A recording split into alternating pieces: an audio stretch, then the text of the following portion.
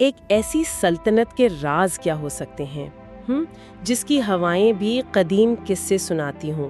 آج ہم مراکش کی گہرائیوں میں اتر رہے ہیں۔ جی، یہ ایک ایسی سرزمین ہے جہاں ہر قدم پر تاریخ سانس لیتی ہے، قدیم شہروں کی بھول بھلائیوں سے لے کر صحرا کے خاموش ٹیلوں تک۔ جی، یہ رومیوں، بربر قبائل اور عرب سلطنتوں کی کہانی ہے، جہاں تہذیبیں ابھریں، ٹکرائیں اور پھر ایک دوسرے میں ضم ہو گئیں۔ اور دیکھیں، یہ شناخت صرف جغرافیائی نہیں ہے، اچھا، اصل میں یہ بقا اور تخلیق کے درمیان ایک مسلسل رقص ہے۔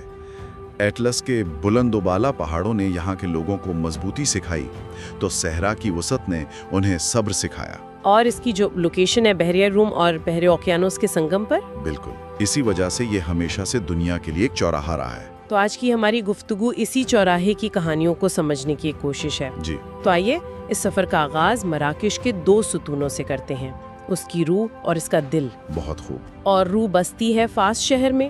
جب ہم فاس کا نام لیتے ہیں تو اکثر ذہن میں اس کی قدیم گلیاں آتی ہیں، لیکن اس کی اصل پہچان کچھ اور ہے۔ یعنی جامعۃ القروین؟ جی، دنیا کی سب سے قدیم مسلسل چلنے والی یونیورسٹی، یہ 859 عیسوی میں قائم ہوئی تھی۔ ذرا سوچئے، یہ آکسفورڈ یا کیمبرج سے بھی صدیاں پرانی ہے۔ تو اس کا کیا مطلب ہوا کہ جب یورپ ابھی تاریک دور سے نکل رہا تھا، یہاں علم و حکمت کی شمع روشن تھی۔ یہ ایک بہت اہم نقطہ ہے۔ اس کا مطلب یہ ہے کہ فاس صرف ایک شہر نہیں تھا، بلکہ صدیوں تک افریقہ، یورپ اور مشرق وسطیٰ کے درمیان علم کے تبادلے کا ایک مرکز تھا۔ اور یہ علمی روح آج بھی شہر کے مدینہ میں محسوس ہوتی ہے، جو کہ یونیسکو کا عالمی ثقافتی ورثہ بھی ہے۔ جی، اور یہ دنیا کے سب سے بڑے کار فری شہری علاقوں میں سے ایک ہے۔ جب آپ اس کی ہزاروں گلیوں میں داخل ہوتے ہیں تو آپ ایک طرح سے وقت میں پیچھے چلے جاتے ہیں، ایک زندہ میوزیم کی طرح۔ بالکل۔ اور اس زندہ میوزیم میں کچھ چیزیں تو صدیوں سے نہیں بدلیں، جیسے چمڑے کی رنگائی کے وہ مشہور گھڑے، جہاں آج بھی وہی قدیم طریقے استعمال ہوتے ہیں۔ لیکن مجھے زلیج ٹائل ورک نے بہت متاثر کیا، وہ پیچیدہ جیومیٹریکل ڈیزائن جو عمارتوں پر نظر آتے ہیں۔ وہ صرف سجاوٹ نہیں ہے، نہیں، بالکل نہیں۔ وہ ریاضی اور فن کا ایک حسین امتزاج ہے جو اس تہذیب کی ذہانت کو ظاہر کرتا ہے۔ صحیح۔ تو اگر فاس مراکش کی دانشور روح ہے تو مراکش شہر اس کا دھڑکتا ہوا دل ہے۔ واہ، یہ شہر 11ویں صدی میں صحرا سے آنے والے تجارتی قافلوں کے لیے ایک پڑاؤ کے طور پر قائم ہوا تھا۔ اور یہاں کی فضا میں آج بھی وہی توانائی محسوس ہوتی ہے، خاص طور پر جمال فنا اسکوائر میں۔ جی، دن میں وہ ایک عام سا کھلا میدان ہوتا ہے، لیکن سورج ڈھلتے ہی ایک جادوئی تھیٹر میں بدل جاتا ہے۔ قصہ گو، موسیقار، سانپوں کے سپیرے، ایک ناقابل یقین منظر ہوتا ہے۔ اور جمال فنا سے ہی راستے شہر کے مشہور بازاروں یعنی سوق کی طرف جاتے ہیں۔ اور وہ صرف خرید و فروخت کی جگہ نہیں ہے، وہ ایک پورا سماجی نظام ہے۔ مسالوں کی خوشبو، دھات پر پڑتی ہتھوڑی کی آواز اور رنگ برنگے کپڑوں کے ڈھیر۔ یہ ایک ایسا تجربہ ہے جو آپ کے حواس کو بیدار کر دیتا ہے۔ لیکن اس افراتفری کے بیچ میں ایک پرسکون جگہ بھی ہے، قطبیہ مسجد۔ جی، جس کا مینار اتنا بلند تھا کہ صحرا سے آنے والے قافلوں کے لیے ایک روشنی کا مینار تھا جو انہیں بتاتا تھا کہ منزل قریب ہے۔ اور اسی شہر میں ایک جدید نخلستان بھی ہے، باغ ماجوریل۔ وہ نیلے رنگ کا باغ جسے مشہور ڈیزائنر یووی سینٹ لورین نے محفوظ کیا تھا۔ شہر کی ہلچل سے ایک خوبصورت فرار ہے وہ جگہ۔ بالکل، اور یہ مراکش کی ایک اور خوبی کو ظاہر کرتا ہے، روایت اور جدیدیت کو ساتھ لے کر چلنے کی صلاحیت۔ اچھا، فاز اور مراکش کے بعد اب ان شہروں کا رخ کرتے ہیں جو شاہی عزائم کی داستان سناتے ہیں۔ مکناس۔ جی، مکناس 17ویں صدی میں سلطان مولائے اسماعیل نے اسے اپنا دارالحکومت بنایا اور اسے مراکش کا ورسائے بنانے کا خواب دیکھا۔ اس خواب کی ایک جھلک اس کے دیو ہیکل دروازے باب منصور میں نظر آتی ہے۔ وہ صرف ایک دروازہ نہیں ہے نا، وہ تو طاقت کا ایک کھلا اعلان ہے۔ دلچسپ موازنہ ہے۔ سلطان مولا اسماعیل کا ویژن بہت بڑا تھا۔ کہا جاتا ہے کہ انہوں نے شہر کے گرد 25 میل لمبی دیواریں تعمیر کروائیں اور زیر زمین استبل بنوائے، جن میں ہزاروں گھوڑے رکھے جا سکتے تھے۔ جی، لیکن ان کا یہ عظیم منصوبہ ان کی زندگی میں مکمل نہ ہو سکا۔ تو مکناس ایک طرح سے ایک ادھورے خواب کی یادگار ہے۔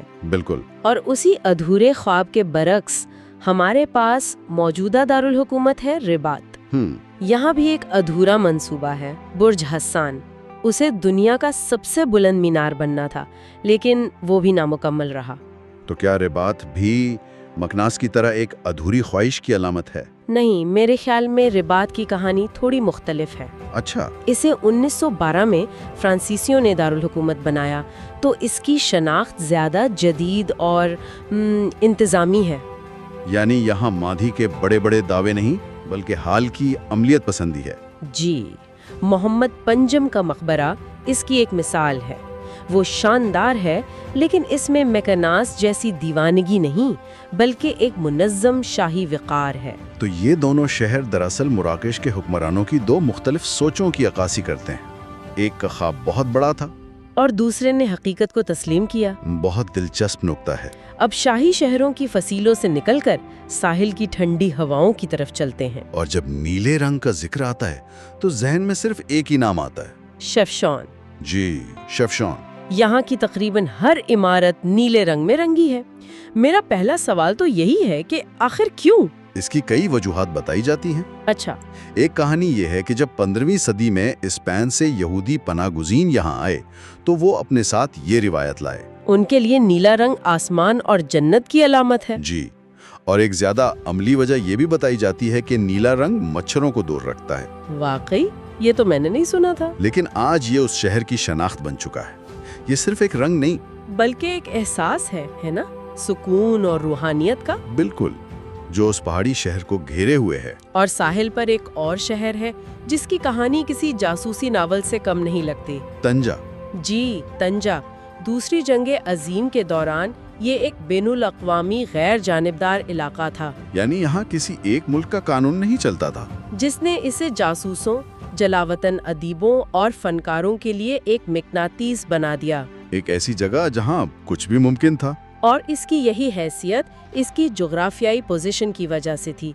ये यूरोप और अफ्रीका का गेटवे है। यहीं पर बहरे ओकियानस और बहराए रोम आपस में मिलते हैं। शहर के बाहर गार हिरकल भी है, जिसके बारे में कहा जाता है कि इसका मुंह अफ्रीका के नक्शे जैसा है। तो तंजा हमेशा से एक ऐसी जगह रहा है जहां दुनियाएं मिलती और टकराती हैं, और इसकी सकाफत इसी तसादुम की पैदावार है। और इसी साहिली पट्टी पर सुवेरा भी है, जिसे हवाओं का शहर कहते हैं। जी, वहाँ बहुत तेज हवाएं चलती हैं। इतनी तेज कि ये विंड सर्फिंग और काइट सर्फिंग के शौकीन अफराद के लिए जन्नत है। सवेरा की फसीला पुर्तगालियों ने तामीर की थी, जो इसकी तस्वीराती अहमियत को जाहिर करती हैं। लेकिन इसकी असल रूह इसकी म्यूजिक में है। जी, गुनावा म्यूजिक। ये गुनावा म्यूजिक का मरकज है, जो मगरबी अफ्रीका के गुलामों की लाई हुई रूहानी म्यूजिक है। और हर साल यहाँ होने वाला गुनावा वर्ल्ड म्यूजिक फेस्टिवल इस शहर की कसीर सकाफती रूह का जश्न मनाता है। यानी अफ्रीकी धुनें, बर्बर रिवायात और यूरोपी फन तामीर सब एक साथ। बिल्कुल। अच्छा, अब हम वक्त में और भी गहराई में सफर करते हैं, मराकश की रोमी और बर्बर जड़ों की तरफ। वलेली। जी, वलेली के खुनरात को देखकर हैरत होती है। ये अफ्रीका में बेहतरीन तौर पर महफूज रूमी शहरों में से एक है। जब आप वहाँ खड़े होते हैं तो आपको एहसास होता है कि रोमन सल्तनत की पहुँच कितनी दूर तक थी। यहाँ के मोज़ैक वो आज भी 2000 साल बाद अपनी कहानियाँ सुना रहे हैं। और सितम ज़रीफ़ी ये है कि वलेली की तबाही ही उसके तहफ़्फ़ुज़ का सबब बनी। वो कैसे? जब 11वीं सदी में ये शहर वीरान हुआ तो किसी ने इसके पत्थरों को दूसरी तामीरात के लिए इस्तेमाल नहीं किया। वक्त ने इसे ज़मीन के नीचे छुपा दिया। और इसी वजह से ये आज हमारे सामने अपनी असल हालत के करीब मौजूद है। तारीख का एक हादसाती तोहफा। और फिर मिट्टी की ईंटों से बना वो किलाबंद गांव है जिसे आज पूरी दुनिया जानती है। आइट बन हदू। जी, ग्लेडिएटर और गेम ऑफ थ्रोन्स की वजह से। इसकी बसरी शानो शौकत तो नाकाबिले यकीन है, लेकिन इसकी असल कहानी क्या है? इसकी असल कहानी इसकी सिनेमा की शोहरत से कहीं ज्यादा दिलचस्प है।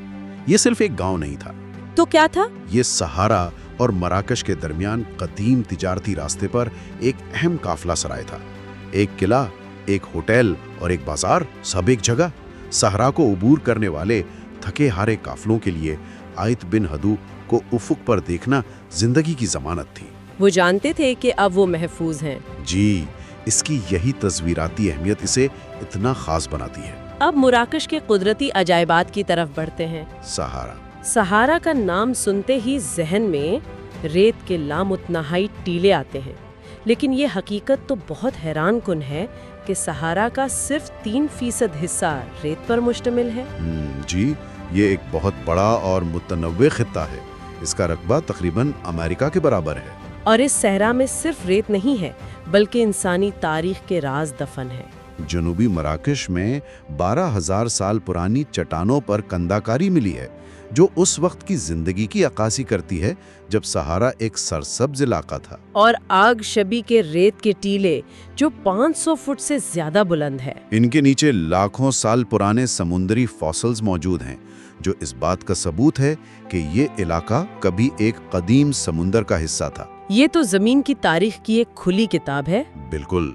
और इसी सहरा के दरवाजे पर ज़गोरा शहर है, जहाँ एक मशहूर निशानी आज भी मौजूद है। टिम्बकटू के लिए 52 दिन। जी, ये उन कदीम काफिलों की याद दिलाता है जो महीनों का सफर तय करते थे।